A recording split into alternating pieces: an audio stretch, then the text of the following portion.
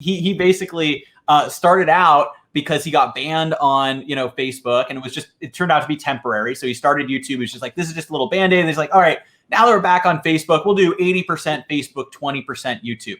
And then he's like, wait a second, YouTube's producing twice the results.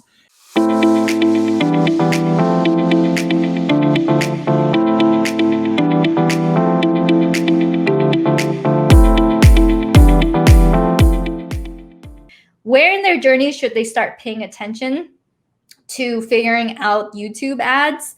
And what do you recommend? And also, what is your ideal client level that you work with on like a more do it with you scale? Yeah, I'm interested.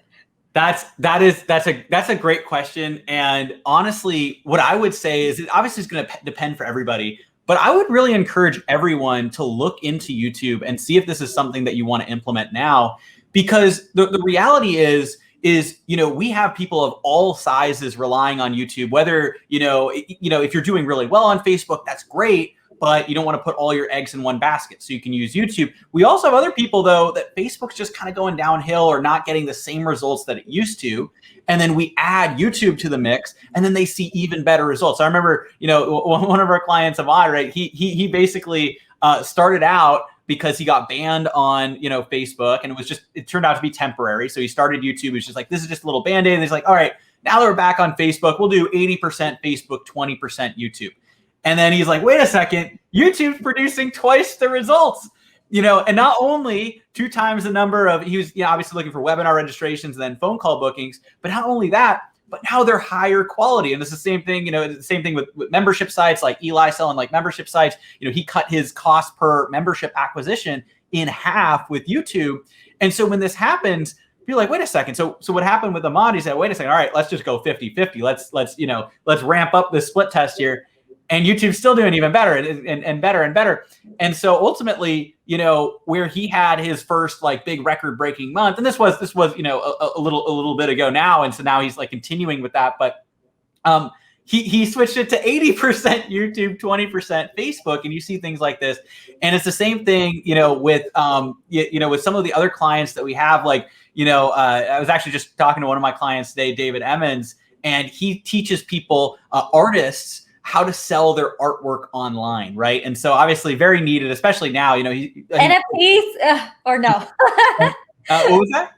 Oh, NFTs. So yeah, I got to ask him about NFTs.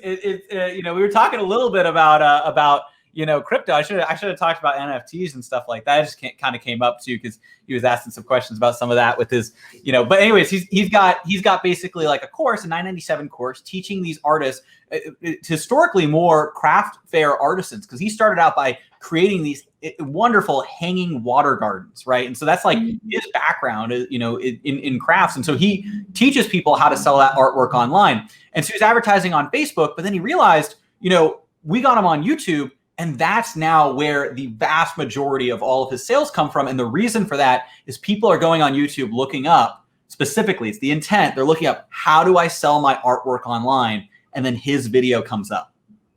Oh, man. So $997 course level, you're saying whatever level, wherever. Yeah, $997 course. We've got people selling, $5,000, $10,000 coaching programs, consulting. We have people selling masterminds in there as well. We have people who are in e-commerce. So we have, one of our clients, who's selling $40 ocarina's, getting 2 to 3x ROAS on YouTube.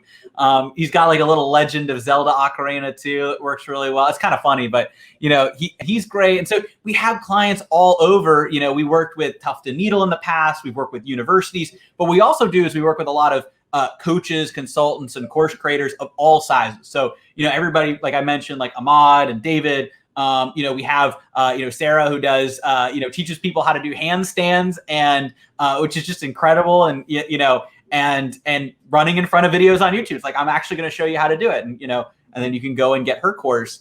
And so there's so many different ways to leverage YouTube. We also have different SaaS products, membership sites, like teaching people how to do stock options trading.